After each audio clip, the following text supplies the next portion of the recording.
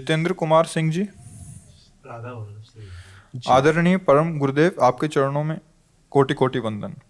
गुरुदेव, हम में बहुत कमियां हैं, कृपया हमारी गलती को क्षमा कीजिएगा। गुरुदेव, ईर्ष्या, क्रोध और नफरत को कैसे खत्म करें?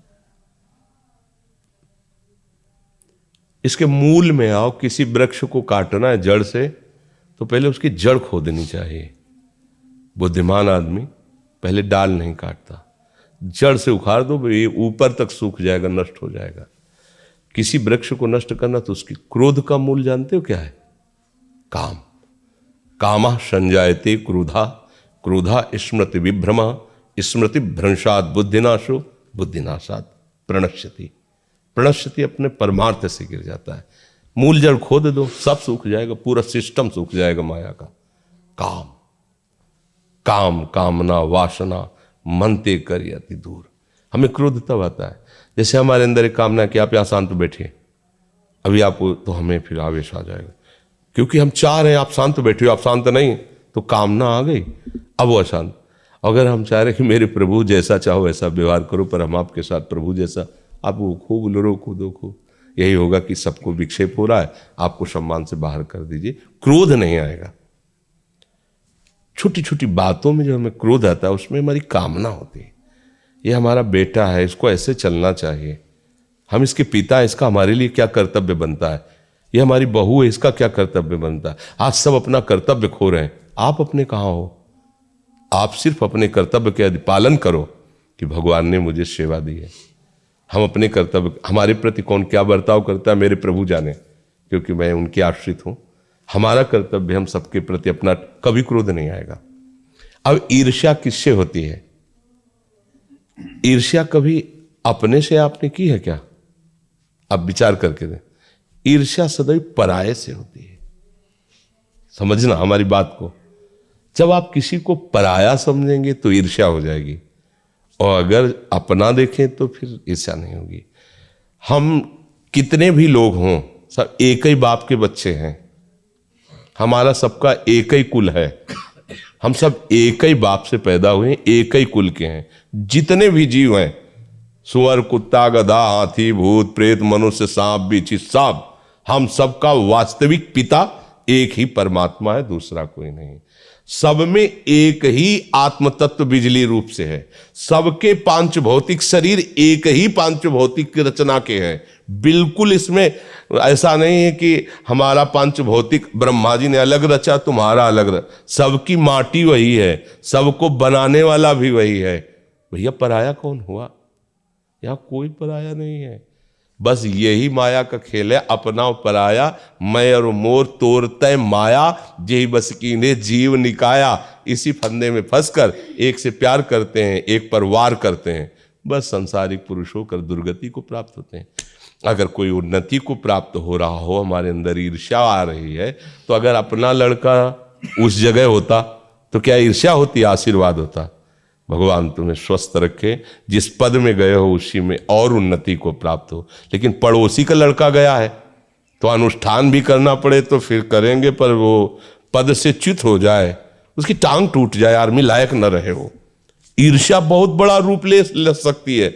अपने को नष्ट करके सामने वाले को नष्ट करने के लिए तैयार हो जाएगी। ईर्ष्या कहे कि हम चाहे मर जाए पर हम तुम्हें सुख चैन से नहीं जीने देंगे। ये ईर्ष्या बहुत बड़ी, और ये बड़े बड़ों में भी होती है, सतमार्ग वालों में भी होती है, बड़ी विचित्र होती है। कंचन तजना सहज है, सहज तिया का ने, और मान बढ़ाई ईर्ष्या दुर्लभ तजना है। तो इसे अपनेपन से हटाया जा सकता है। सच्ची मानो सब में हमारा प्रभु है, सब में, उनके सिवा कोई है ही नहीं। किससे ईर्ष्या करें हम, किससे हम झगड़ा करें? सब अपने ही हैं। जब असल बात क्या है कि हम लोग बहुत छोटी धरा पे खड़े हैं, तो एक सीमित घर, सीमित चार लोग परिवार के ऐसा मान लेते हैं। अभी आप विदेश जाएं, विदेश, और वहां बगल में कोई खड़ा कह रहा हो मैं इंडिया को, तो आप ऐसे देखेंगे जैसे घर वाले, आप इंडिया, अच्छा, आप ऐसे अपनापन करके देख, हमारे भारत का है। देखा, आप थोड़ा दूर लंबी में यात्रा में हुए तो भारत शब्द से आपको प्रेम हो गया। और एक गांव में, एक घर में, सीमित परिवार में तो पड़ोसी से भी ईर्ष्या है। और वहां किस प्रांत में रहता कभी नहीं देखा, केवल बोला कि मैं इंडिया को हिंदुस्तान का हूं, भारत का। आप भारत के, हम भी भारत के। मतलब एक ऐसा लगे कि जैसे घर का आदमी मिल गया, उसको जानता नहीं किस प्रांत का है, क्या है, कुछ नहीं। उसकी बुद्धि थोड़ी विशालता में आई तो भारत शब्द से उसे प्यार हो। ऐसे ही और आगे बढ़ो, अब भगवान से अपना संबंध जोड़ लो।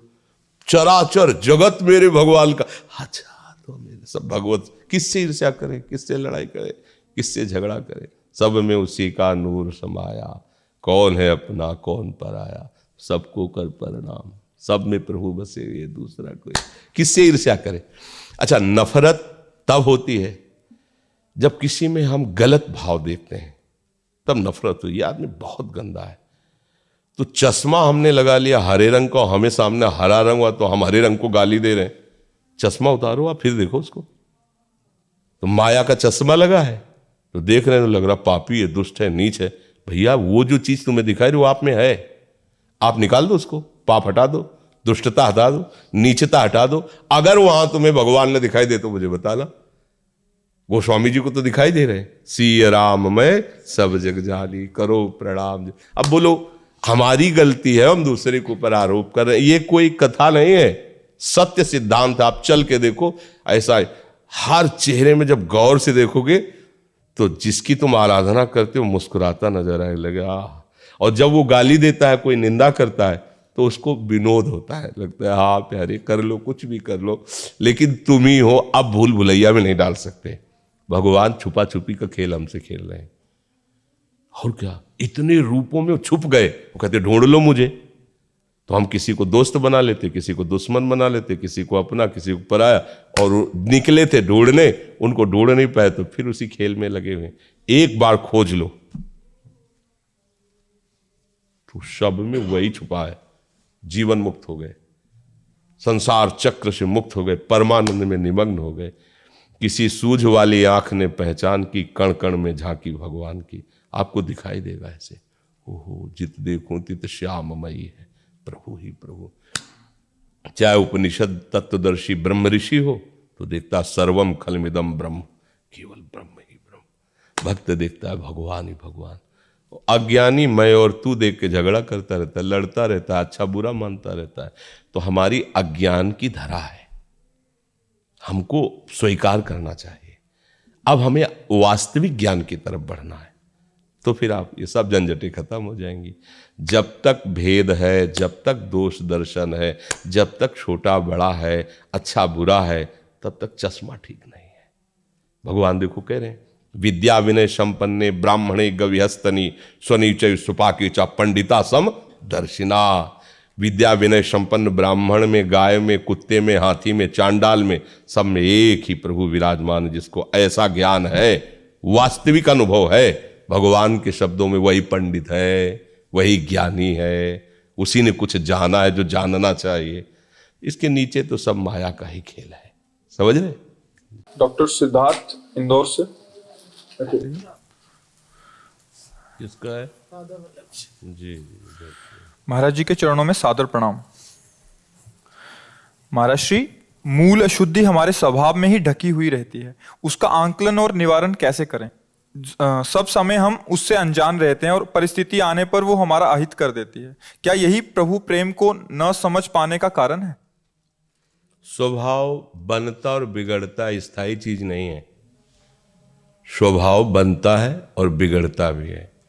स्वभाव किससे बनता बिगड़ता है?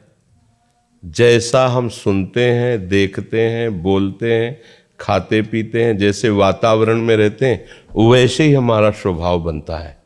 पूर्व जन्म में जैसे हमने आचरण किए हैं, उनके अनुसार हमारा स्वभाव दिया जाएगा इस जन्म में। अब उस जन्म के स्वभाव को हम बदल भी सकते हैं। उसको हम बहुत बुरा बना सकते हैं और बहुत अच्छा बना सकते हैं। ये स्वतंत्रता है मनुष्य जीवन में, पशु जीवन में नहीं, और अन्य जीवन में कहीं नहीं। तो हमारा स्वभाव जो कारण देह से संबंध रखता है, और हमारा सूक्ष्म शरीर, उसे कारण देह कहते हैं, कारण शरीर। सूक्ष्म शरीर मन, बुद्धि, चित्त, अहंकार, और स्थूल शरीर 5 ज्ञानेंद्रियों और कर्मेंद्रियों के साथ ये जो ढांचा देख रहे हैं, प्रारंभ यहां से होता है। स्थूल शरीर से सूक्ष्म शरीर प्रभावित होता है। जैसे अभी ठंडा, तो अगर सूक्ष्म शरीर प्रभावित नहीं होगा तो ठंडा नहीं लगेगा। सूक्ष्म शरीर को बेहोश कर दीजिए तो स्थूल शरीर को काट दीजिए, आप उसको पता नहीं चलेगा।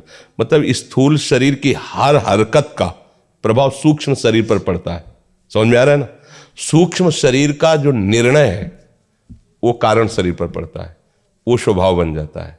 बड़ा चिड़चिड़ा इसका स्वभाव हो गया, बड़ा गंदा स्वभाव वाला आदमी है, बहुत झूठ बोलने का स्वभाव। अरे ये तो साक्षात भगवान है, भगवान जैसा इनका स्वभाव है, कितने अच्छे हैं स्वभाव वाले, कितने सत्य पवित्र स्वभाव वाले। मतलब स्वभाव जो है वो सूक्ष्म शरीर से संबंधित है, सूक्ष्म शरीर स्थूल शरीर से संबंधित है।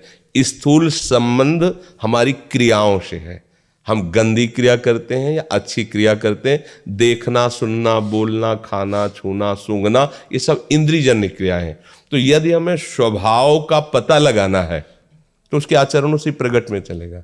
आसुरी स्वभाव या दैवी स्वभाव, दो में ही बांध दिया गया है कि राक्षसी स्वभाव, अब मांस खाता है, मदिरा पीता है, बड़ी मीठी बात करता है, पर वो राक्षसी स्वभाव का आदमी है। वो भजन करता है, ठीक से चलता है, दूसरों के दुख सुख को समझता है, वो दैवी स्वभाव का आदमी है। अब राक्षसी स्वभाव वाला दैवी स्वभाव वाला बन सकता है, और दैवी स्वभाव वाला चूक करे तो राक्षसी स्वभाव का बन जाएगा। परिवर्तनशील है ना स्वभाव, सच्चिदानंद थोड़ी है, वो तो परिवर्तनशील है। तीनों शरीर मायाकृत है ना, तो इसके द्वारा जो भी है सब मायाकृत है ना। अब हमारा जब भगवत भाव इसमें जागृत होगा, स्थूल शरीर की भागवतिक चेष्टाएं और सूक्ष्म शरीर का भागवतिक चिंतन, तो हमारा भागवतिक स्वभाव बन जाएगा। अब ये परिवर्तन होने वाला नहीं है, क्योंकि ये त्रिगुणातीत भगवान के नाम रूप लीला धाम के चिंतन से त्रिगुणातीत स्वभाव बन गया है। जैसे हमारे यहाँ सेवक जी महाराज कह रहे हैं, यह जो पर्यो मोहि सहज स्वभाव, श्री हरिवंश नाम रस चाओ, नाव सुदृढ़ भव तरन को। बोले अब मेरा स्वभाव पड़ गया है राधा वल्लभ श्री हरिवंश, राधा वल्लभ श्री हरिवंश, राधा वल्लभ श्री हरिवंश। श्रवण में स्वभाव पड़ गया भगवत चर्चा, और कुछ अच्छा ही नहीं लगता। स्वभाव बन गया भगवान की चर्चा करने का। दूसरों को दुखी देखकर रह ही नहीं सकता, इसका स्वभाव बन गया है। दूसरों को सुख पहुंचाना, ये स्वभाव। भागवतिक स्वभाव तक पहुंचने के लिए हमको सत क्रियाएं करनी होंगी, सत चिंतन करना होगा, तब हमारा स्वभाव स्थायी बनेगा। वो परिवर्तित नहीं होता, भागवतिक स्वभाव परिवर्तित नहीं होता। पर जब तक हमारा भागवतिक स्वभाव नहीं परिपक्व हो गया तब तक फिसल सकता है, तब तक फिसल सकता है। तो स्वभाव का परिवर्तन हो गया तो जीवन मुक्त हो गया ना, क्योंकि तीनों शरीरों से उसका संबंध धीरे धीरे खत्म हो जाता है, जिसका भागवतिक। अब प्रभु के चिंतन में आंतरिक प्रभु की मंगलमयी आज्ञा का पालन बाह्य, तो स्वभाव भागवतिक खत्म खेल हो गया। भगवान की कृपा से संचित कर्म भस्म हो गए, क्रियमाण निष्फल हो गए और प्रारब्ध निष्प्रभावित हो गया। वो जीवन मुक्त परमहंस परमानंद का अनुभव कर लेता है। समझ गए जी? दिनेश ठाकुर जी, जी राधा वल्लभ श्री हरिवंश। गुरुदेव भगवान के चरणों में दंडवत प्रणाम। गुरुदेव, जब हम राधा नाम ऊंचे स्वर में जपते हैं तो कुछ देर बाद राधा नाम सिमरन मुख के अंदर ही चलता है और आवाज बाहर नहीं आती, और कुछ देर बाद नाम अंदर ही अंदर हृदय में चलने लगता है महाराज जी, और कानों में सुनाई देता है महाराज जी। तीनों स्थितियों में क्या क्या अंतर है महाराज जी? पहली बात है कि आप भगवद आश्रित हो, उत्तर दीजिए जी। भगवद आश्रित। तो दूसरी बात है कि अब जो परोसा जाए चुपचाप खाते रहो, उसमें क्या मीठा क्या नमकीन अपना प्रश्न नहीं होना चाहिए। समझ रहे हो? इससे क्या होगा कि आप साधन कर रहे हैं ये भाव नहीं रहेगा, तो आपकी साधना उन्नति होती रहेगी, और प्रभु जो दे रहे हैं कृपा प्रसाद से उसको चुपचाप पान करते रहो, तो आप स्वस्थ होंगे, तो दूसरों को पता चल जाएगा कि अच्छा माल छानता है इसलिए तगड़ा है।